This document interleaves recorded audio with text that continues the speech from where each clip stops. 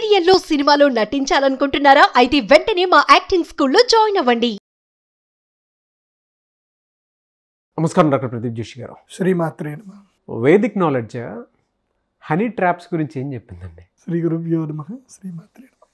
ఈ Vedic knowledge కాదు, మనకి విచక్షణ అనేటువంటిది మొత్తం కూడా మనకి చాణక్యుడు నేర్పించాడు. ఎవరితో ఎక్కడ ఎలా ఉండాలి, వ్యక్తి యొక్క గుణగణాన్ని బట్టి, వ్యక్తి యొక్క క్యారెక్టరైజ్ నడవడికను బట్టి, వ్యక్తి యొక్క చూపుని బట్టి, మాటను బట్టి, నడవడికను బట్టి ఆ వ్యక్తితో మనం ఎంత జాగ్రత్తగా ఉండాలి అని చెప్పి, మనం ఎలా ప్రవర్తించాలని చెప్పి చాణక్యుడు చెప్పాడు. దానికి చాణక్య నీతి సూత్రాలు చెప్తారు. ఇది ఫస్ట్ వ్యక్తిని మనం చాలా అబ్జర్వేషన్ చేయాలి. ఇప్పుడు ఉదాహరణకి నేను మీకు కొన్ని విషయాలు చెప్తాను. అంటే నా దగ్గరికి చాలామంది క్లయింట్స్ వస్తారు ఈ ఎక్స్ప్లాయిటేషన్ అని ఏదో మీరు ఉన్నారే వాటి మీద. ఇప్పుడు ఉదాహరణకి ఇప్పుడు తెలంగాణ స్టేట్ పబ్లిక్ సర్వీస్ కమిషన్ది అది కూడా హనీ ట్రాపే. ఇట్లా చాలామంది ప్రభుత్వంలో పనిచేసేవాళ్ళు, ఈ వీడియో చూసేటువంటి వాళ్ళు చాలా జాగ్రత్తగా వినండి ఈ మాటని. ఎందుకోసమంటే ప్రభుత్వంలో పనిచేసేటువంటి వాళ్ళు ఎవరైతే ఉంటారో, ఎవరైతే అధికారం ఎక్కువగా ఉంటుందో, ఎవరైతే పేరు ప్రతిష్టలు ఎక్కువ ఉంటాయో వాళ్ళని ఏం చేస్తారు అంటే ట్రాప్ చేస్తారు. ట్రాప్ చేసి వాళ్ళు ఎంత పెద్ద హోదాలో ఉన్నా సరే వాళ్ళకి ఫస్ట్ ట్రాప్ చేసి వాళ్ళ నుంచి ఎంత రాబట్టాలో విషయాలు కొంత మొత్తం రాబట్టాక ఇంకా వాళ్ళని బ్లాక్మెయిల్ చేయడం స్టార్ట్ చేస్తారు. ఇంకా డబ్బులు ఇవ్వు, లేకపోతే నీ చరిత్ర బయట పెడతా, నీ గురించి ఇది చేస్తా. ఎట్లాగూ మన అందరు రెడీ ఉంటారు. అసలు ఏది నిజం ఏది అబద్ధం అనవసరం లేదు. న్యూస్ రాగానే టక్ టక్ టక్ టక్ టక్ టక్ వేసేసుకోవాలి. ఎందుకోసమంటే సెలబ్రిటీస్ కదా. అవును. సో అట్లా చాలామంది నా దగ్గరికి ఐఏఎస్లు కొంతమంది వచ్చారు, ఐపీఎస్లు కూడా కొంతమంది వచ్చారు. బాధపడతారు వాళ్ళు, ఏం బయటకు చెప్పుకోలేం గురుగారు ఇది. ఎందుకోసమంటే బయటకు చెప్పుకుంటే ఇప్పుడు ఉదాహరణకు ఒక పోలీస్ ఆఫీసరే అనుకుందాం, హనీ ట్రాప్ గురవుతారు. హనీ ట్రాప్ గురవుతే నువ్వు ఒక పోలీస్ ఆఫీసర్ అయ్యుండి నువ్వే ట్రాప్ గురైతే కామన్ మ్యాన్ ఎట్లా అని అంటారని ఎవరికి చెప్పుకోలేరు. ఇది లోపల పడి బాధపడతా ఉంటారు. ఏమనంటే మీ వీడియోలు బయట పెడతాం, నీ వాయిస్ బయట పెడతాం, ఇవి చేస్తామని చెప్పి అందరినీ బాధ పెట్టేవాళ్ళు. అందుకోసమనే ఇప్పుడు ఒకటి నాకు వచ్చింది.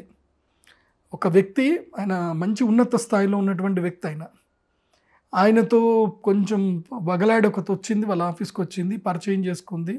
ఏదో కొంచెం మాట్లాడుతూ ఆయన వీక్నెస్ తెలుసుకున్నట్టుగా ట్రై చేసి, తన వీక్నెస్ ఇది అని చెప్పి ట్రై చేసి ఆఫర్ చేయడం చేసి, వీడియో కెమెరాలు అంటే హిడెన్ కెమెరాలు అన్నీ పెట్టేసి చేయాల్సిన రికార్డింగ్ అంతా చేసి, అంటే కైండ్ ఆఫ్ ఒక గేమ్ అన్నమాట ఇది. పాపం ఆయన నా దగ్గర ఏడుస్తూ చెప్పుకున్నాడు. కానీ ఆమె ఏంటంటే సరే కానీ నాకు ఇట్లా మామూలుగా ఇంట్రెస్ట్ లేదు అని, అదేదో సినిమా ఉంది కదా, నాకు గుర్తొస్తలేదు అది సినిమా, అమ్మ నాన్న తమిళ అమ్మాయి సినిమాలో ఆమె చెప్తే చూడు, నేను ఒక క్యారెక్టర్కి వెళ్ళిపోతాను, నువ్వు ఒక క్యారెక్టర్కి వెళ్ళని. అట్లా మొత్తం ట్రాప్ చేసాక ఒకరోజు అసలు ఈ రేపు ఎట్లా చేస్తారు, ఒకసారి మనం ట్రయల్ చేద్దామా, నేను వద్దు అంటాను మీరు చెయ్యండి, ఎట్లా చేద్దాం ట్రయల్ చేద్దాం అని చెప్పి వేసిందట. తర్వాత మొత్తం వీడియో రికార్డ్ చేసి నువ్వు నన్ను రేప్ చేసావు, నీ మీద కేసు పెడతానని చెప్పి ఆయన దగ్గర దాదాపు 1.5 కోటి రూపాయలు ఆగేసింది.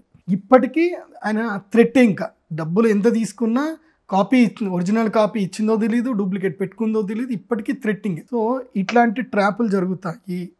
ఈ కాలం మొత్తం కూడా డిజిటలైజేషన్ కాలం అంతా ఏంటి, డిజిటలైజేషన్ కాదు. సో ఈ డిజిటల్ కాలంలో మీరు మీ వాయిస్ని కూడా ఇంటిమేట్ చేస్తారు. కాబట్టి చాణక్యుడు దీని గురించి ఏం చెప్పాడో జాగ్రత్త చెప్తాను, మీరందరూ కూడా ఇది వినండి. మీ జీవితంలో అట్లాంటి వాళ్ళ నుంచి దూరంగా ఉండండి, జాగ్రత్తగా ఉండండి. ముఖ్యంగా అబ్బాయిలు, అందులోనూ హయ్యర్ పొజిషన్లో ఉన్నటువంటి వారు. ఓకే, ఫస్ట్ థింగ్ ఏంటంటే చాణక్యుడు ఏం చెప్తాడు అంటే, మనం పసిగట్టాల్సింది ఏంటంటే, మన దగ్గరికి ఎవరైతే వస్తారో వాళ్ళ నడవడిక చూడాలి. వాళ్ళ నడవడిక టింగులాడీలు వంగలాడీలు ఉండి ఎక్కువగా మేకప్ చేసుకుంటూ, ఐ కాంటాక్ట్ ఎప్పుడైనా గుర్తుపెట్టుకోండి, స్త్రీ ఎప్పుడు కూడా డైరెక్ట్ ఐ కాంటాక్ట్ ఇవ్వదు. ఓకే, ఎవరు ఉత్తమ జాతి స్త్రీలు ఎప్పుడు కూడా డైరెక్ట్ ఐ కాంటాక్ట్ ఇవ్వరు. ఇది ఉత్తమ జాతి స్త్రీ లక్షణాలు కొన్ని ఉంటాయి. వాళ్ళు ఐ కాంటాక్ట్ ఇవ్వరు. ఏదైనా మాట్లాడేటప్పుడు కానీ, పుస్తకం మాట్లాడుతున్నో లేకపోతే ఇట్లా కాసేపు చూసి మళ్ళీ ఇలా అని మాట్లాడతారు. డైరెక్ట్ ఐ కాంటాక్ట్ ఇవ్వరు, అదొకటి. రెండవది, ఎక్స్పోజ్ ఎక్కువ చేయరు. ఉత్తమ జాతి స్త్రీలు ఎక్స్పోజ్ చేయరు. కానీ అలాంటిది కొంతమంది జాతి స్త్రీలు కూడా ఉన్నారు, అతిగా పూర్తిగా దాచిపెట్టేది, అతిగా చూపించేది. ఈ రెండు అతి చేసేవాళ్ళని నమ్మకూడదు. నాకు తెలిసి ఒక లేడీ ఉంది, ఒక ట్రాప్ లేడీ. ఆమె గవర్నమెంట్ టీచర్ కూడా.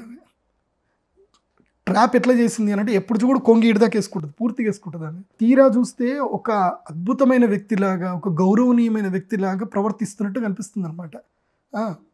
కానీ ఆమె భర్తను వదిలేసి ఈ డివోషనల్ ఆర్గనైజేషన్లో పనిచేసి ఒక డాక్టర్ని ట్రాప్ చేసి ఆ డాక్టర్ దగ్గర ఉండే ఆస్తంతా కూడా లాగేసుకుంది. ఆ లాగేసుకొని తన కూతుర్ని కూడా ఎర్రేసింది, కూతుర్ని ఇచ్చి పెళ్లి చేసింది. ఆ తర్వాత కూతుర్ని రేప్ చేసావని చెప్పి కేసు పెడతాను అని చెప్పి ఆ డాక్టర్ దగ్గర 2 కోట్ల రూపాయలు తీసుకున్నారు.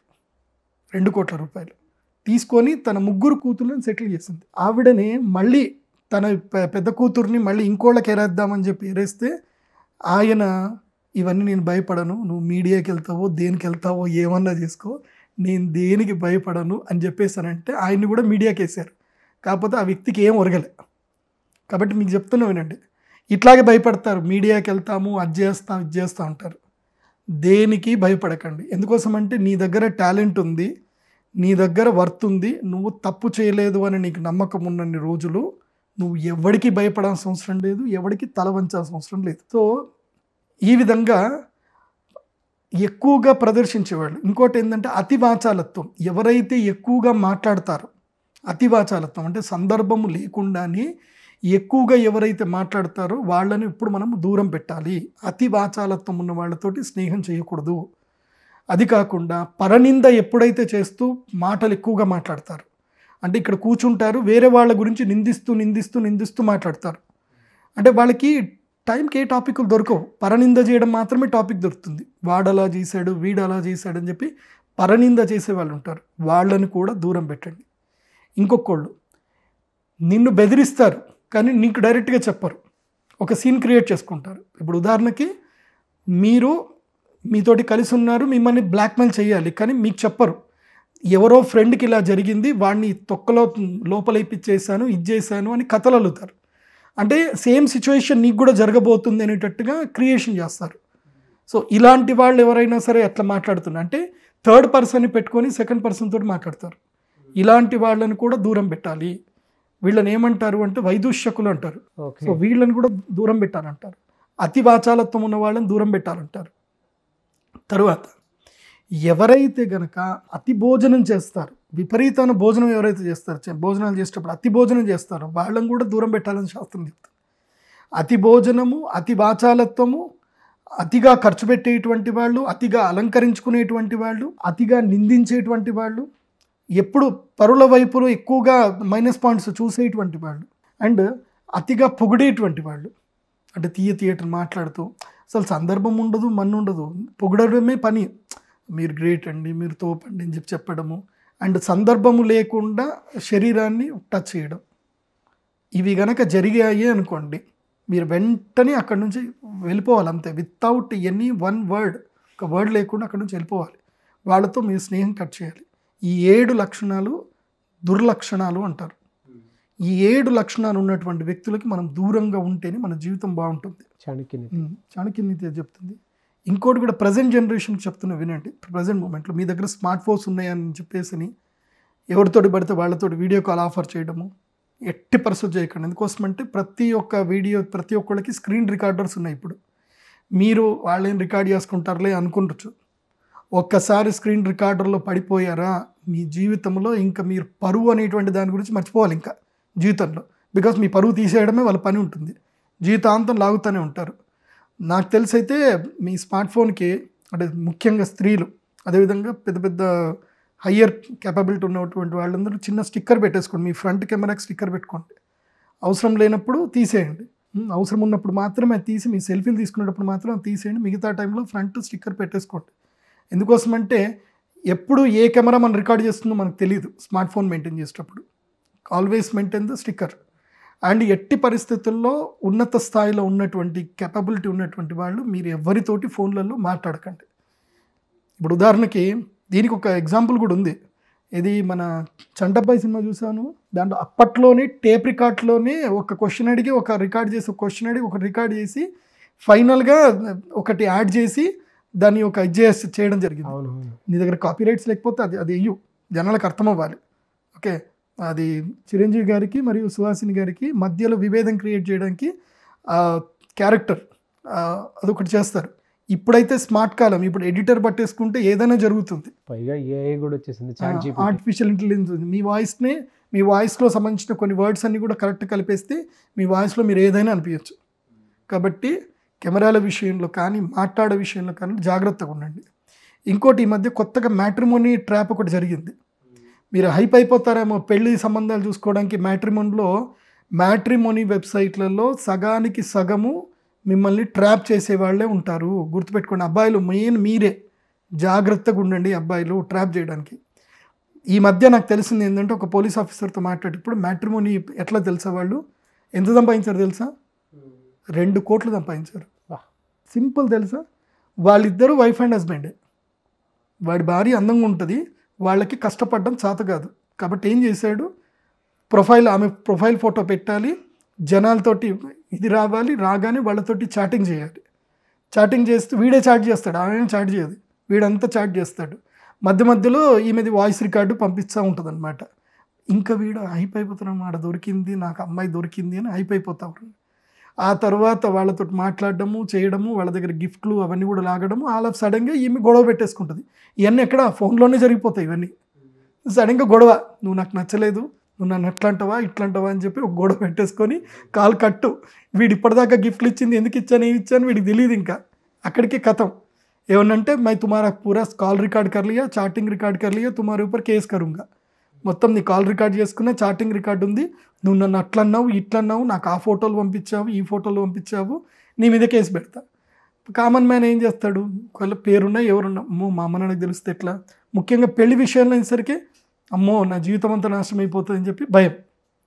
ఇట్లా వాళ్ళు ఇద్దరు కలిసి బ్లాక్మెయిల్ చేసి 1.5 కోటి వరకు లాగారు. మధ్యలో ఎవడో ఒక్కడు తిక్కలోడు తగిలాడు, వాడు అడ్వకేట్ కాబట్టి పట్టుకొని మొత్తం కూడా వీళ్ళడు మొత్తం పట్టుకొని లాగాడు కంప్లీట్గా. అసలు వీళ్ళు ఈ ఫోన్ నెంబర్ ఎప్పటి నుంచి మెయింటైన్ చేస్తున్నారు, ఎన్ని నెంబర్లు ఇచ్చేస్తారని చెప్పి ఒక ఇంటెలిజెంట్ పోలీస్ ఆఫీసర్ ఉన్నారు కాబట్టి వాళ్ళ ప్రైవేట్ కంప్లైంట్ ఫైల్ చేసి మొత్తం తీస్తే వాళ్ళు దొరికారు.